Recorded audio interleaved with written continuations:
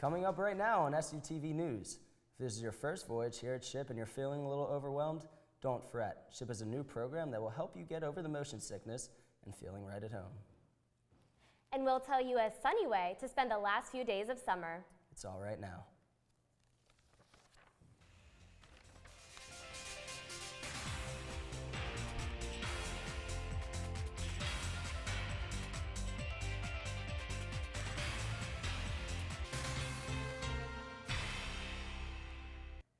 Hello, and thanks for joining us on SUTV. I'm Marina Barnett. And I'm Louis DeSanto.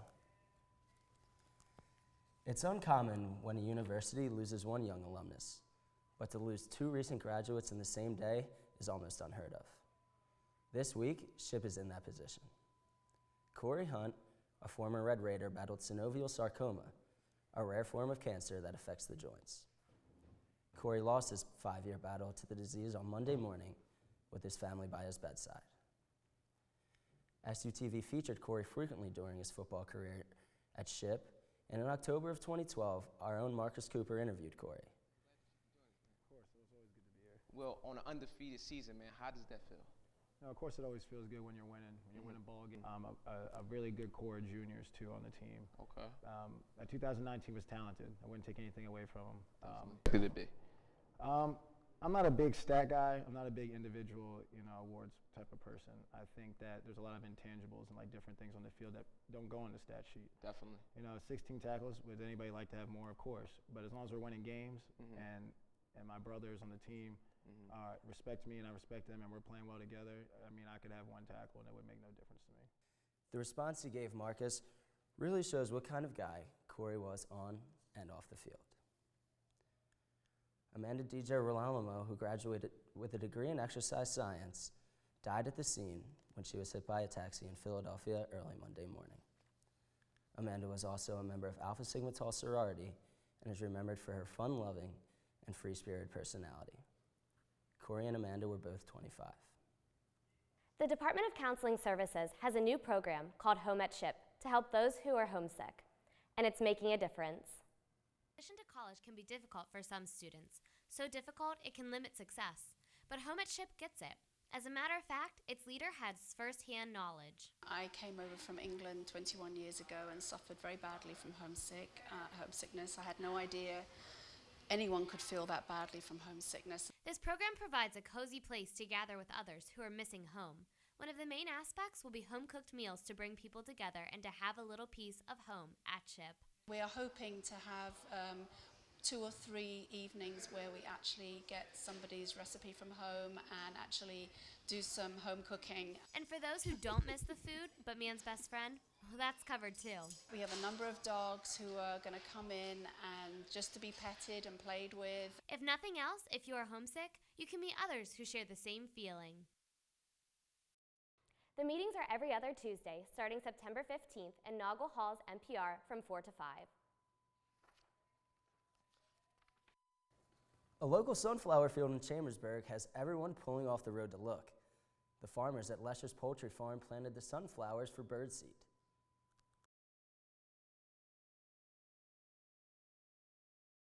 Farmers even left part of the field unplanted for a safe area for people to pull over to stop and grab a picture. See the sunflowers at the corner of Marion Road and Talem Road in Chambersburg. The heat breaks, but brings rain along with it. This weekend's weather is coming right up. And don't worry if you missed Stephen Colbert's TV comeback. We have the highlights. It's all coming up. The refugee crisis is affecting major countries across Europe, one country just beginning to experience its repercussions. About 4.1 million Syrians are fleeing their homeland destroyed by more than 4 years of civil war. In Belgrade, Serbia, the city's public parks are a home on the way to Western Europe. The parks are filled with tents. The Obama administration says that there are security concerns, and he expects the U.S. will accept more refugees in the future. A former ISIS slave is coming forward to speak on her life experiences. A woman named Zainat says that she's been a slave of the caliphate, handpicked by the ISIS leader. Zainat was just 15 when she was captured by ISIS fighters. She says she hopes that some piece of information, however small, will lead to the downfall of the man who once called her his slave. Now, moving on to England, Queen Elizabeth made history Wednesday by becoming Britain's longest reigning monarch. Assuming her royal duties in 1952, Elizabeth has now been queen for 63 years and 7 months. She surpassed the record set by her great-grandmother, Queen Victoria, who sat in the British throne from 1837 to 1901. And finally, a girl that is smarter than Albert Einstein.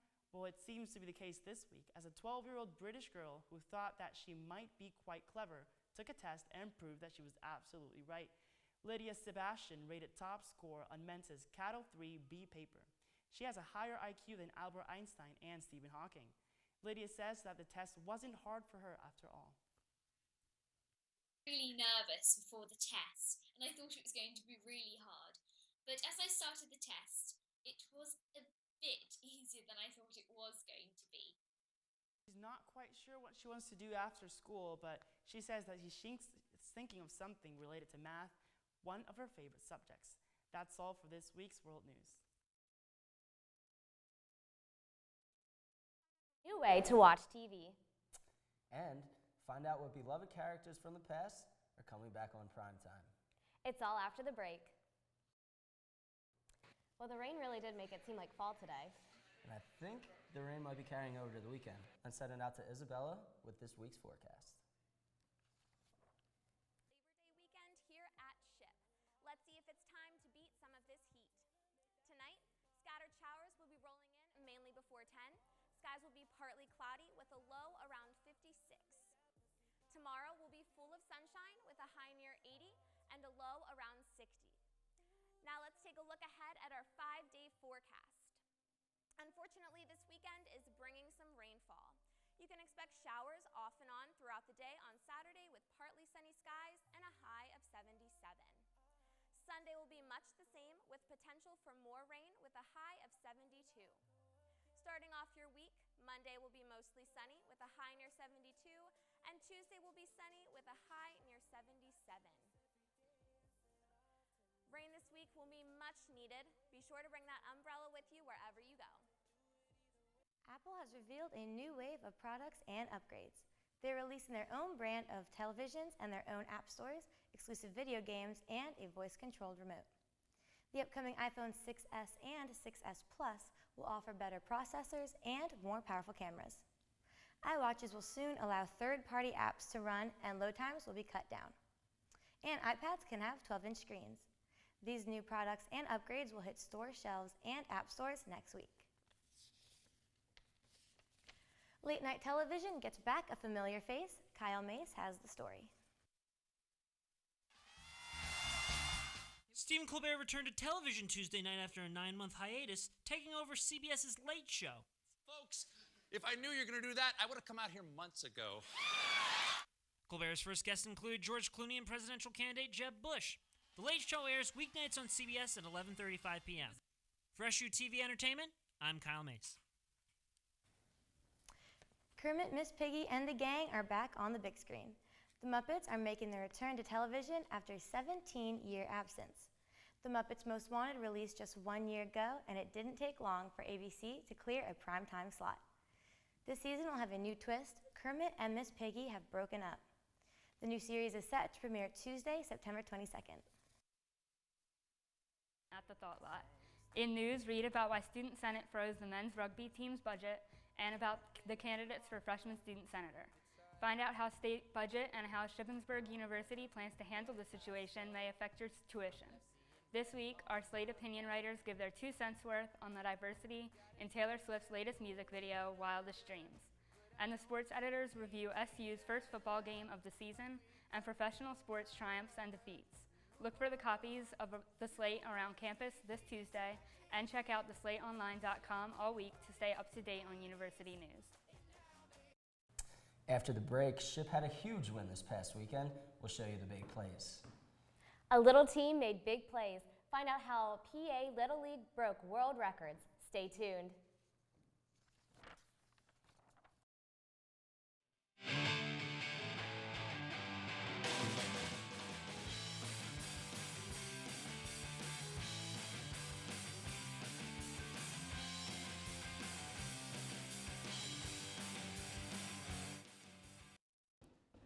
Welcome back to SUTV Sports. I'm Jake Gillespie. Let's kick off with some football highlights. The Red Raider football team took on the Griffins of Seton Hill. Darby Sells has the highlights. Andrew Smith gave Ship an early lead with a 1-yard touchdown on the Raiders' first drive of the game. Seton Hill countered with a 4-yard touchdown by Khalil Howard 2 minutes into the second quarter, making it 14-7 Ship. Justin Pyle caught a 34-yard pass from Ryan Zapaticki late in the third quarter to put Ship up 50-14. The Raider offense weren't the only ones scoring touchdowns. The Raider defense scored twice while also forcing 3 turnovers and 3 sacks. Freshman Dylan Herb finished off the last minute of the game with an interception he returned for a 29-yard touchdown. The Raiders will take on the Fightin' Scots this Saturday at Edinburgh. Ryan Zapaticki was named PSAC Athlete of the Week for the first time in his career. He won the award, but thanks his team for their help. But again, it was just a team goal. I couldn't have done it without the rest of the team. The offense, defense made some plays, kept the momentum our way. Offensive line did a great job blocking. Running backs ran the ball well, and receivers caught the ball. So it was just a great day for our offense. Zapaticki was 15 of 26, passing for 244 yards and 4 touchdowns last week. When you drive into town, you probably notice a sign that recognizes a Shippensburg Little League team. 25 years ago, that team won the U.S. Little League Championship. Over the last couple of weeks, they've gotten plenty of attention thanks to another Pennsylvania team doing the same. Kyle Mace has the story from Williamsport.